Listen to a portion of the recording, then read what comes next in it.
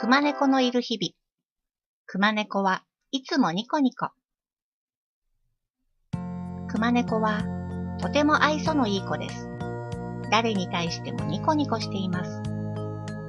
三日月母さんはそんな熊猫が大好きです。だけど、ちょっとマイペースの熊猫に困ることもありました。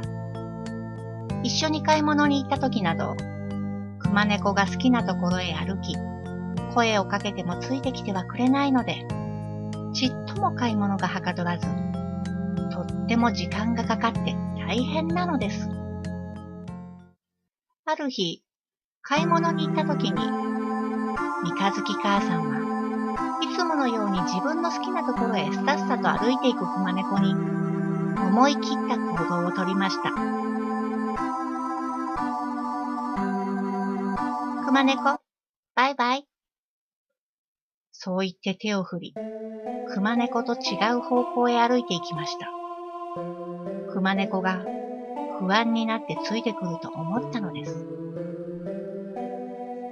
ところが、熊猫はバイバイと三日月母さんに手を振り返し、ニコニコしています。どこまでもマイペースな熊猫なのでした。